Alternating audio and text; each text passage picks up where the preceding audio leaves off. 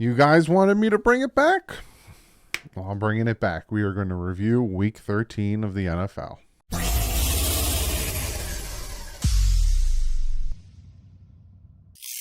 What is up, football fans? You guys liked it during the bye, so I'm bringing it back, and we're going to do it again.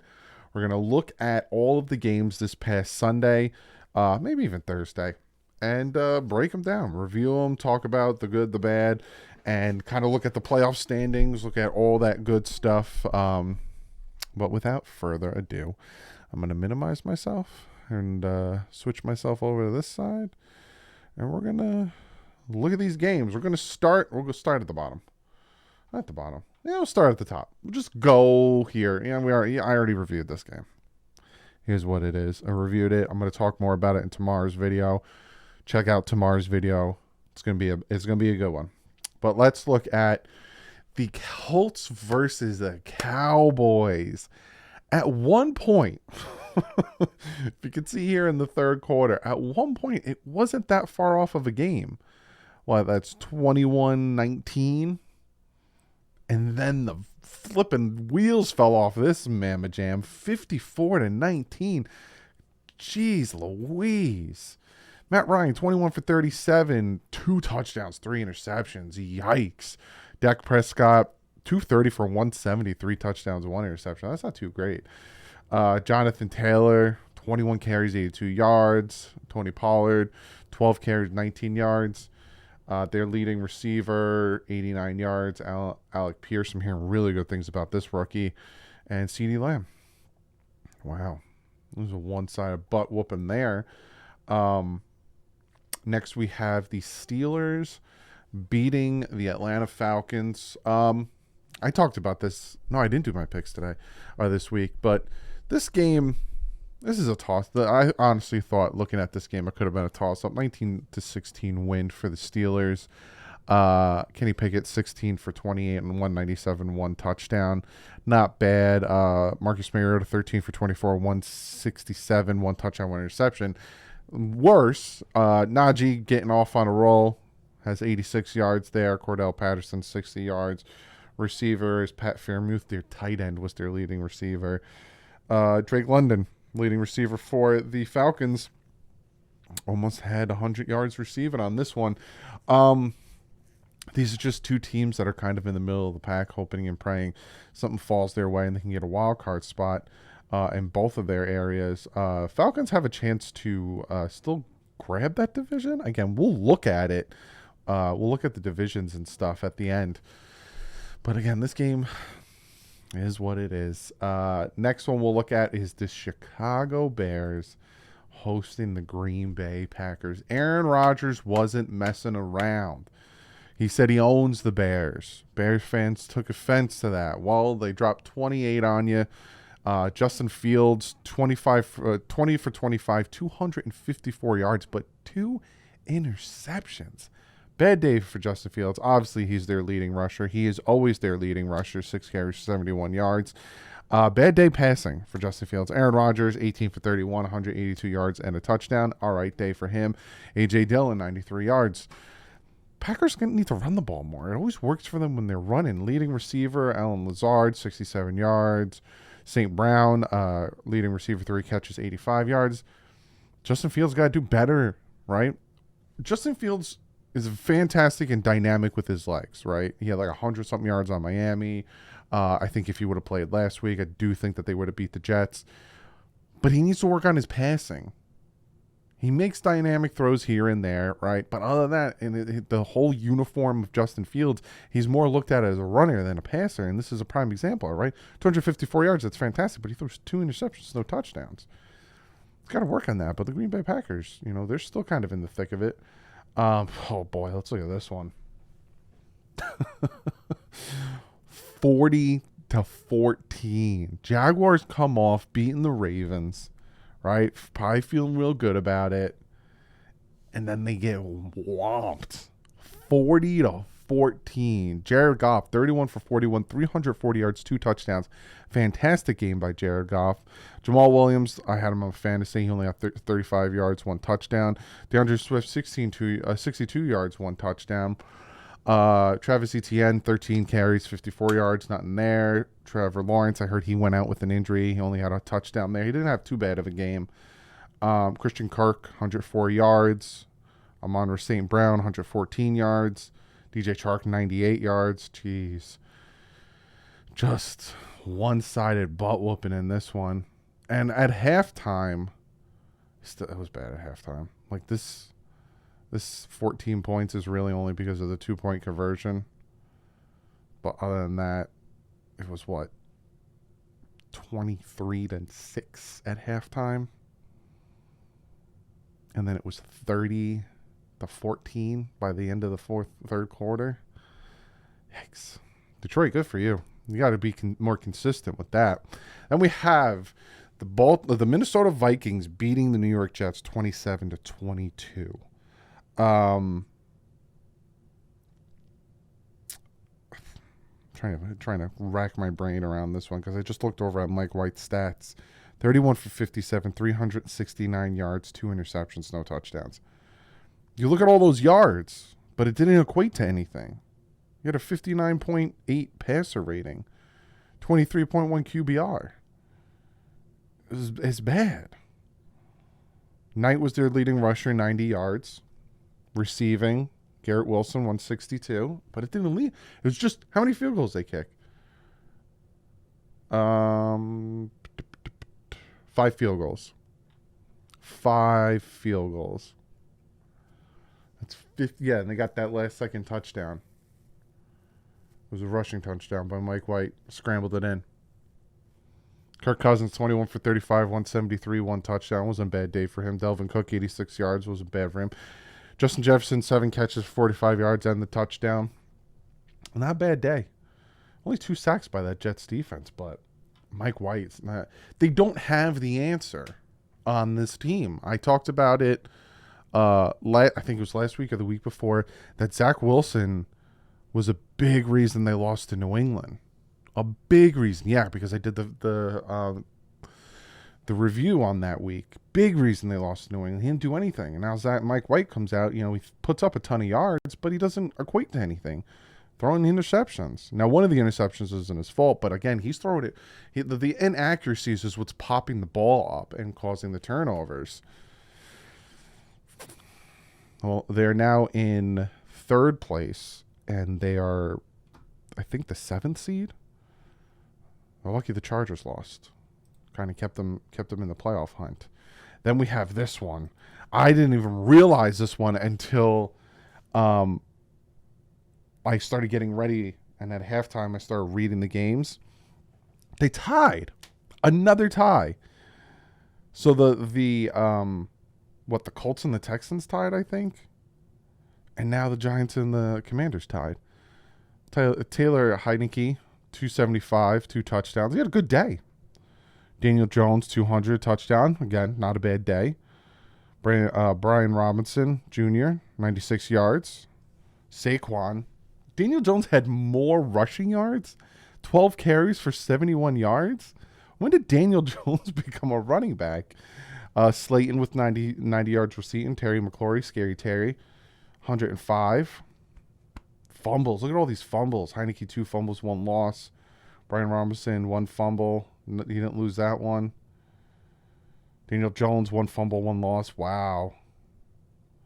4 sacks by the Washington and 5 sacks by the Giants. Can't believe they tied. So now the Giants are 7-4-1. Again, we'll look at the standings when it all comes down. Titans, Eagles, 35-10. I thought the Titans would put up a little bit more of a fight. Ryan Tannehill, 14 for 22, 141 yards, a touchdown. That's not too bad. Malik Willis comes in 2 for 416 yards. Jalen Hurts, 29 for 39, 380 yards and 3 touchdowns, 130 passer rating.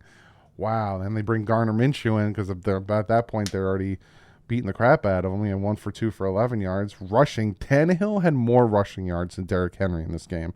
That's why they lost. The Eagles defense shut down their run game, and that is why the Titans lost. But you look on the flip side, the rushing game of the Eagles was non-existent. Miles Sanders, 10 for 24. 2.4 yards a carry. He got the touchdown. So Jalen Hurts, that's where your 5 touchdowns come in. But receiving, Conwu, 4 catches, 68. A.J. Brown, 8 catches, 119 yards. Devontae Smith, 5 catches, 102 yards. There you go. It was the secondary. But again, no rushing game for the Titans is why this game was so lopsided. Derrick Henry did nothing. 11 carries for 30 yards. That's not good. Then you had Ryan Tannehill with more rushing yards than you. That's why you lost to the Eagles. Then we have the Ravens and the Broncos. Baltimore winning with a last-second scramble touchdown from Tyler Huntley. He had 187 passing yards with an interception, but again, he was a leading rusher, 10 carries for 41 yards in that last-second touchdown. Lamar Jackson went down. I think it was a knee injury. See what's going on with that. Russell Wilson, 17 for 22, 189 yards. He didn't do much. He didn't do good. He didn't do too bad. 102 passer rating. Latavius Murray, 42 rushing yards. It was just a very blah game. It was 9-3. And last second, scramble for a touchdown, won it for them. Mark Andrews, 53. This was a very boring game.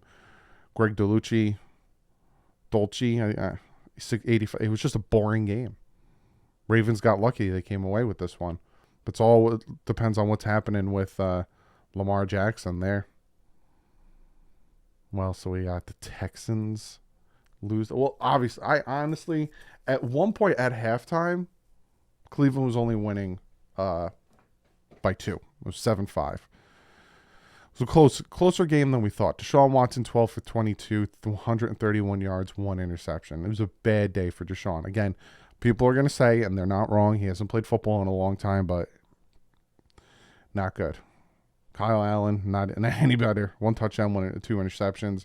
Nick Chubb, 80 yards. Dameon Pierce, 73 yards receiving. Spread out evenly when it comes to the receiving. It was just a sloppy game. A lot of the touchdowns seem to have come because there's no rushing touchdowns. There's no passing touchdowns. A lot of the touchdowns seem to have been defensively. Denzel Ward. Yeah, because it was the QB sneak that popped up, got him a touchdown there from Denzel Ward. Then it was the kick return, got him a touchdown there. That's 14. And then the other 13 came from field goals? No, Tony Fields, pick 6. And then how many field goals were there? 2. That makes sense. Wow. The Houston Texans are going to get the number 1 overall pick, and they have their choice of any quarterback they want. They are in full tank mode. This was actually a really good game. Seattle 27, Rams 23. This was actually a really good game. Geno Smith, 28 for 39, 367 yards, 3 touchdowns, 1 interception. That was a pretty decent. That was a pretty good game. Better than decent. John Wolford, 178, 0 touchdowns, 2 interceptions. But you had Cam Akers showing 60 yards, 2 touchdowns. DJ Dallas was their leading rusher, 10 carries, 37 yards. Receiving, Tyler Lockett, 128. DK Metcalf, 127. That's where they won it right there. Noah Fant, there's your 3 touchdowns. And then you got the 3 field goals. Couldn't match it. You got the 2 touchdowns. How many field goals did they kick? Probably a buttload. 3. Close game. Going into the fourth quarter, it was 17-13. It's a close game throughout. But Seahawks pulled it off in the end. Then we have this one. Wow. Look at this one. Bengals beat the Chiefs 27-24. Patrick Mahomes, 223 yards and a touchdown. Not bad. Joe Burrow, 286, 2 touchdowns. Better, obviously. Pacheco, 66 rushing yards and a touchdown. Perrin, 106 yards, no touchdowns. Joe Burrow got the rushing touchdown. Jamar Chase, 97 yards. Scantling, 71 yards. It's a rematch. That's what everyone kept saying. Rematch of the AFC Championship. Maybe the Chiefs can get redemption here. Nope. Nope. And I heard Joe Burrow got injured also in this one. Not Joe Burrow, sorry. Patrick Mahomes got injured in this one as well. Wow. And that shook it up. If the Dolphins would have won today, they had the number 1 seed, but they didn't, and the Bills won. So they take the number 1 seed. Again, we'll look at the playoff standings and everything. Chargers against the Raiders. The Chargers lose 27-20. Justin Herbert, 335, 1 touchdown. Not bad. Derek Carr, 250, 2 touchdowns, 1 interception. A little bit better. The extra touchdown, but also he had the interception. Austin Eckler, 35 rushing yards. Josh Jacobs, 144 with a touchdown. So glad I have him on my fantasy team. Keenan Allen, 88 yards. Gerald Everett, 80 yards. Austin Eckler, 67 yards. Devontae Adams, another guy I have on my fantasy team, 177 yards, 2 touchdowns. Dolphins will be heading to Los Angeles next week to face the Chargers, 6-6. Going to be a very interesting game. 2 fumbles from Justin Herbert, 1 fumble from Austin Eckler, which he lost. Fumble from Josh Jacobs, which he lost. Wow, how many sacks are there? No sacks for the Chargers. Not even from Bosa, no one? Wow, Khalil Mack, no sacks. That's crazy. How many? 5 sacks by the Raiders? Dolphins better get a ton of sacks next week. That's what it's all going to come down to. And then finally, I already talked about tonight's game. We'll look real quick at the Patriots-Bills. Happened Thursday, 24-10. It just, the Patriots, they're not the same. Mac Jones, 195 yards, 1 touchdown. It was all right, but it wasn't enough. Stevenson was doing his thing, but wasn't enough. Josh Allen, 223, 2 touchdowns, 106 passer rating. James Cook, 64 yards. Stephon Diggs, 92 receiving yards. Marcus Jones, 51 receiving. It wasn't enough. Only 1 sack by the Bills. They needed to do more. That Patriot offense needed to do more. But let's look at the standings. Pull up the standings. Unfortunately, my heart. Dolphins are unfortunately now in second place with the loss to the 49ers and the Bills winning. But again, we can all take our breath as Dolphin fans. We face the Bills in 2 weeks. So if you want to win the division, if you want it to be taken seriously, it sucks losing to the 49ers the way we did. But if you want these things to happen, you got to take care of business. You got to beat Buffalo and Buffalo. You got to beat Los Angeles and Los Angeles, and you got to beat Buffalo and Buffalo. You got to win the next 2 games. You got to. I'll talk more about that in tomorrow's video. But Dolphins now sitting at second place. Jets 1 game behind. Patriots 2 games behind. You look at the North. You got a little bit of a tie here. If the Bengals can get the first place and the Ravens come down, then the Dolphins will get the 5th seed. God forbid they don't win the division. They'll get the 5th seed because the Dolphins have the head-to-head against the Ravens. You look at the Tennessee is probably going to lock up the South in a week or 2. The West, I expect Kansas City to lock up the West in a week or 2. But this was supposed to be such a strong division, and it's not. Eagles are going to lock this up probably next week. Actually, no, because they're only 2 games. Dallas is only 2 games behind them. So this is going to be very interesting. Giants, can't believe they tied. That's just crazy to me. I see the Vikings locking up this division. They're eliminated. Is Chicago the first team to get eliminated? No, Chicago and Houston are eliminated from the playoffs. That's crazy. It already happened. But yeah, I expect the Vikings to win that division in the next week or 2. This one was the one I was talking about, right? The Buccaneers are playing tomorrow. They're playing Monday night. So that's where that comes in. Right? Or they got a bye this week. Whatever. They might have a bye this week. But this is what I was talking about. The Falcons can still somehow win this division, which is absolutely nuts. When you look at they're 5-8. And then the NFC West, between Seattle and San Fran is where the battle really is. These 2 teams I don't see making the playoffs. Speaking of the playoffs, let's look at the playoffs. So right now the Buffalo Bills are seed 1, Kansas City seed 2, Baltimore seed 3, and Titans are seed 4. Those are your division winners. Then you have Cincinnati, Miami, and the Jets are your wild card. Again, if the Cincinnati Bengals can overtake Baltimore and Baltimore gets pushed down to the wild card, then the Dolphins would overtake them because they have the head-to-head tiebreaker there. And then you look at the NFC, you got Eagles, Minnesota. You look at the wild card, right? And this is what I wanted to talk about. You got the Giants, you got the Cowboys, the Giants, and the Seattle Seahawks. For the Packers and the Falcons, it seems like they need to kind of work on winning the division to get in there. But with the Lions and the Packers, they kind of need the Giants, Seattle, and Commanders to kind of start falling apart for them to have a chance to get in. I don't see any of these teams, the Cardinals, the Panthers, the Saints, or the Rams, having any shot. But for the Packers and the Lions, they still have a glimmer of hope because they're only 2 games behind. But they need the Giants, the Seahawks, and the Commanders to kind of fall apart. And then looking at the AFC, right? You got the Patriots and the Chargers and the Raiders and the Browns. Kind of the Steelers, kind of looking on the outside in. 5 games left. Dolphins have a 3-game lead on these 2 teams. You know, the leaders in the wild card have a 3-game lead and a 2-game lead here.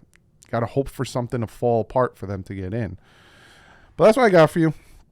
That is previewing Week 13's games. If you like, let me shift myself over. If you like this, like you did last time, let me know. Comment below. Hit the thumbs up. I will try to do this again next week. Again, if you guys like this, which it seems like you guys do, I'll do this again next week.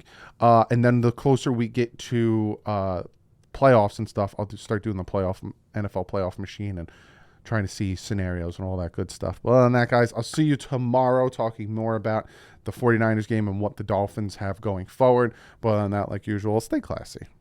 FN's up.